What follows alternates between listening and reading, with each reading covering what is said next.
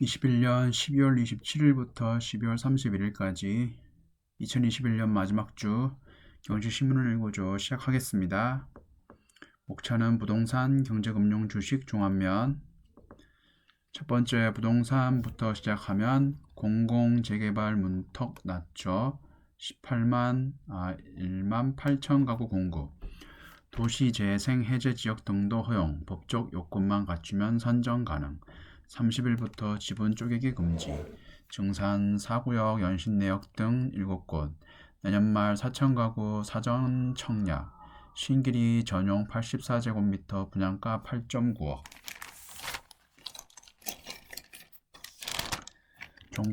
정부가 공공재개발 2차 공모를 통해 서울 도심에 주택 1만 8천 가구를 공급하기로 했다. 기존에는 참여할 수 없었던 도시재생지역 등을 공모 신청 가능 구역에 포함하는 등 문턱을 크게 낮췄다. 서울시가 신속통합기획 민간재개발 후보지 21곳을 선정한 데 이어 도심 공공주택 복합사업 후보지 7곳도 31일 본지구로 지정돼 공공참여 재개발이 속도를 내고 있다. 국토교통부와 서울시는 30일부터 내년 2월 28일까지 공공재개발 사업 후보지 2차 공모를 시행한다고 29일 발표했다. 내년 5월까지 약 18곳의 후보지를 선정해 1만 8천 가구를 공급하겠다는 목표다. 지난해 9월 1차 공모를 통해서는 총 24곳 후보지 2만 5천 가구를 선정했다. 공모 대상은 서울 내 기존 정비구역, 재개발구역, 주거환경 개선 사업과 정비구역 지정을 준비 중인 신규 및 해제구역이다. 서울시가 지난 27일 선정한 신속통합기획 민간재개발 후보지에서 탈락한 구역도 신청할 수 있다. 정부는 투기 방지를 위해 권리 산정 기준일은 공고일인 31일 고시할 예정이다. 이날 이후로 이른바 지분 쪼개기를 할 수 없게 된다는 의미다. 토지거래 허가구역 지정 및 건축허가 제한은 후보지 선정 즉시 이뤄진다. 주민 갈등 등을 최소화하기 위해 공모 신청을 위한 주민 동의율은 종전 10%에서 30%로 높였다. 정부와 서울시는 공공재개발, 도심복합개발, 신속통합기획 등 다양한 방식의 개발 사업을 추진 중이다. 모두 공공 참여를 전제로 했지만 공공의 참여 정도와 그에 따른 인센티브가 다르다.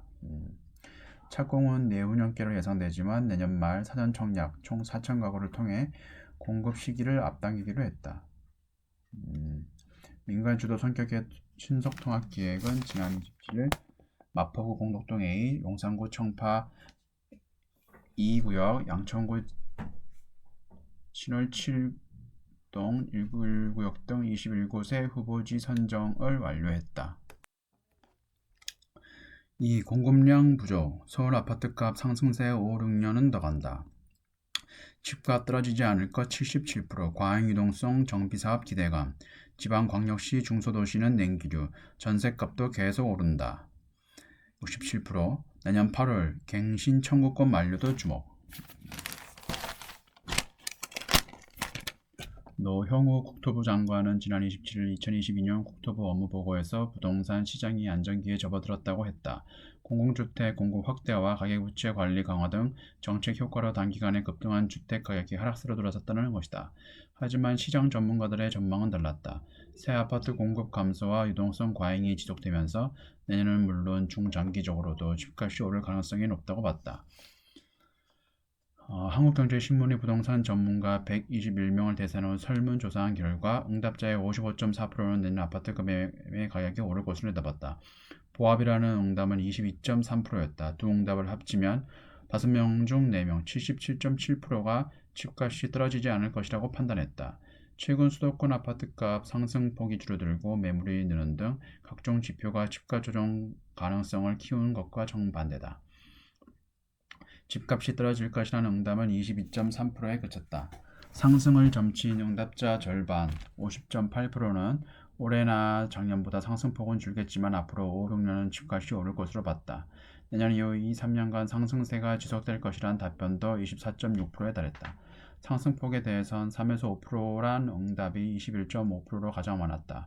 5% 이상 급등할 것이라는 응답도 15.7%가 됐다.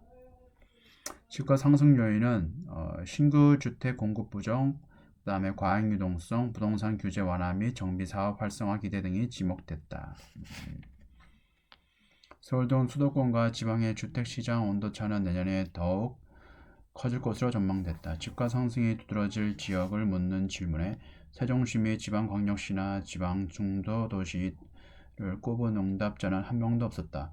고종환 한국자산관리연구원장은 정부가 다주택자를 압박하면서 서울이나 서울과 인접한 지역에선 똘똘한 한 채만 남기려는 경향이 강해질 것이라고 했다. 서울 아파트 희소성은 갈수록 높아지는 반면 지방은 인구 감소와 공급량 증가로 집값이 타격을 받을 성이 있다고 강조했다. 아파트 전셋값은 매매 가격보다 상승 압력이 클 것이라는 전망이 지배적이었다. 함영진 직방 빅데이터 랩장은 2년간 전월세 상한제 5% 룰에 갇혀 있던 물량이 시장에 나오기 시작하면서 시세와 키맞추기를 이루어지면서 전셋값 상승폭이 커질 수밖에 없다고 했다. 중견 건설사 건영의 김민홍 대표도 집주인들이 늘어난 보유세 부담을 세입자에게 전가하는 현상이 두드러질 것이라고 말했다. 네, 부동산은 여기까지고요. 그 다음에 경제금융 주식 양도세 회피 막차 물량 성장주 줍줍 기회 이달 들어 개인 8.5조 매도 삼성전자 하이닉스 삼성전기 등 외국인 기관 우량주 주워 담아 삼강 M&T 에코프로비엠 등 내년 이익 크게 늘어날 종목 연말 눌림목 매수 전략 주요.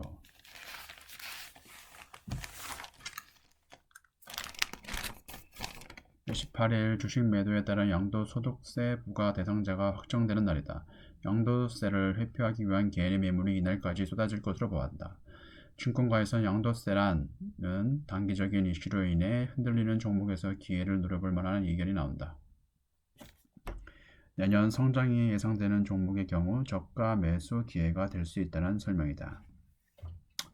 27일 한국거래소에 따르면 이달 들어 개인은 유가증권 시장과 코스닥 시장에서 총 8조 5,179억원어치 주식을 매도했다. 시장에선 양도세 부과 대상자 확정을 앞두고 매물이 쏟아지고 있다고 해석한다. 유가증권 시장 내 한 종목의 보유 지분이 1% 혹은 10억원 이상일 때 코스닥 시장 내 한 종목의 보유 지분율이 2% 혹은 10억원 이상일 때 대주주에 해당돼 양도세가 부과된다. 이듬해 주식을 팔면 양도차익의 20%, 3억원 이상은 25%를 세금으로 낸다. 기준 금액이 높아 보이지만 특수관계자, 배우자 직계존비속, 친족관계 등 지분까지 모두 합산된다. 28일까지 본인 및 특수관계자 지분을 기준 이하로 맞춰야 양도세를 회피할 수 있다. 하지만 양도세 부과 대상이 확정되면 다시 개인은 주식을 사들이는 패턴을 보였다. 2019년엔 양도세 부과 대상 확정일이 12월 26일이었고 개인은 이날까지 유가증권 시장에서 14거래일 연속 순매도 4조 6,997억원을 규모로 순매도했다. 이튿날엔 27일부터 이듬해 6월 6일까지 5거래일 동안 1조 3,565억원어치 다시 매수했다. 작년 역시 양도세 부과 대상 확정일이 28일까지 3거래일간 개인은 유가증권 시장에서 2조 1,349억원어치 주식을 팔았다. 다만 직후인 29일 대부분의 주식 2조 1,969억원어치를 거둬들였다. 이 때문에 양도세라는 단기적인 이슈를 활용할 필요가 있다는 조언이 나온다. 펀더멘털이 튼튼한 종목이라면 이때가 저점 매수 기회가 될 수 있다는 설명이다. 외국인 기관은 벌써 개인이 쏟아내고 있는 물량주를 주워 담고 있다. 지난 20일부터 24일까지 한 주간 개인이 가장 많이 판 종목은 삼성전자 1조 2,208억원, SK하이닉스 4,522억원, 삼성전기 2,498억원, 위메이드 1,237억원, LNF는 1,228억원 등이다. 외국인 기관과 같은 이 기간 이 종목을 동반 매수했다. 코스닥 시장은 최근 개인의 매도로 흔들리는 종목이 적지 않다. 유가증권 시장 종목 대비 덩치가 작고 개인의 투자 비중이 비교적 높기 때문이다. 이 중에는 내년 영업이익이 크게 증가할 것이라는 예상되는 종목도 많다. 이경수 하나금융투자연구원은 대주주 양도세 회피 물량을 누군가는 저점 매수 시그널로 인식하고 역용하는 패턴이 매년 관찰된다며 내년 성장을 보이는 종목 중 주가가 과열됐던 종목은 연말 눌림목에 매수하는 전략이 최근 2년간 성공적이었다고 설명했다. 다음 종합면. 인플레 짓눌려 채권 시장 22년 만에 최악. 올해 세계 채권 지수 4.8% 하락. 물가 뛴다, 금리 오른다, 투매.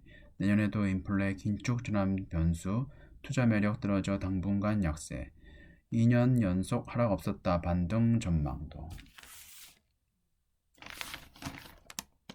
올해 세계 채권 시장이 1999년 이후 22년 만에 최악의 한 해를 보냈다는 진단이 나왔다.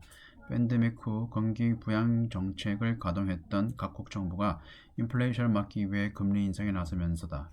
내년 미국 중앙은행 페드가 제로 금리 정책을 포기하면 채권 가격이 급격히 반등하기 어려울 것이라는 전망이 나온다. 26일 블룸버그 통신에 따르면 바클레이스 글로벌 채권 지수는 올 들어 4.8% 하락했다. 이 지수는 68조 달러에 이르는 세계 국채와 회사채 시장을 평가하는 기준 지표다. 파이낸셜 타임즈는 1999년 이후 채권 가격이 가장 크게 떨어졌다고 전했다. 투자자는 올해 국채시장에서 두 차례 대규모 투매 행렬을 보였다. 올 초엔 리플레이션 트레이드 전략이 금융자산 시장을 이끌었다.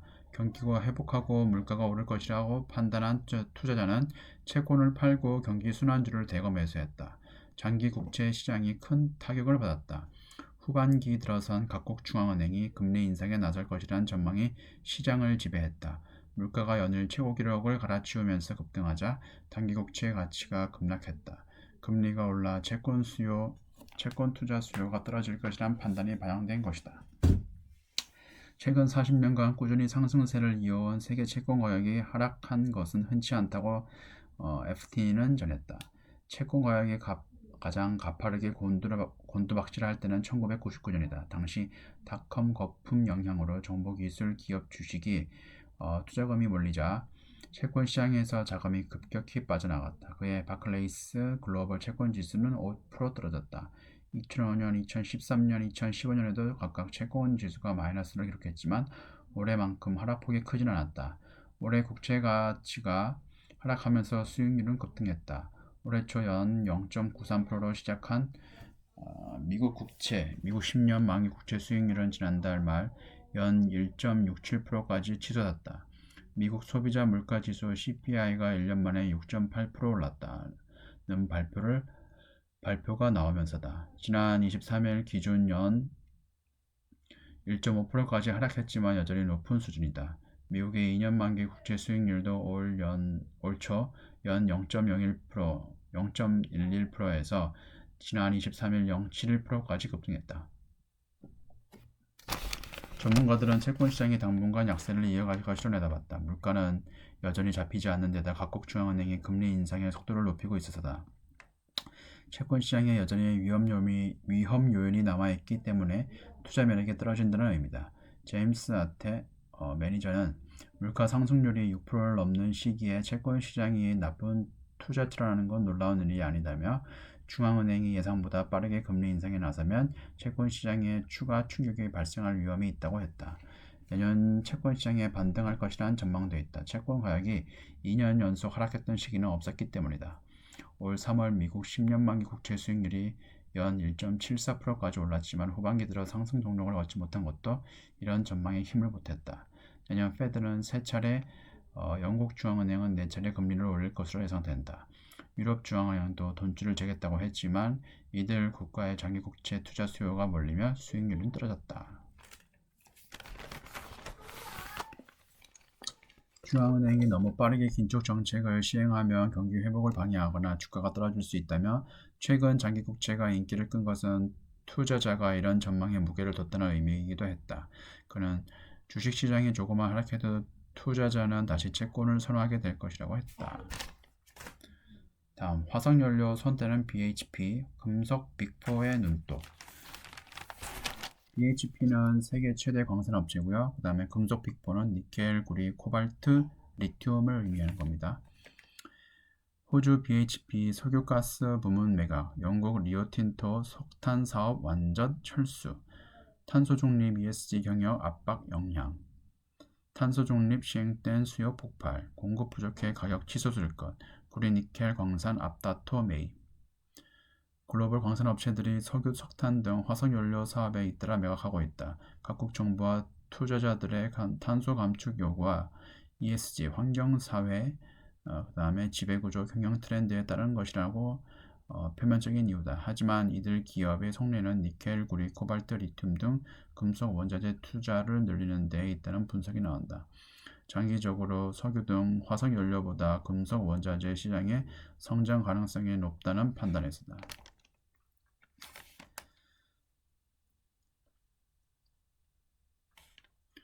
국제에너지기구 IEA에 따르면 지구 평균 온도를 2도 낮추는데 탄소 중립 시나리오에 따라 2020년부터 2040년까지 니켈, 구리, 코발트, 리튬 판매를 벌어들이는 총 수입이 지난 20년보다 4배 이상 증가한 13조 달러에 달할 것으로 예상된다.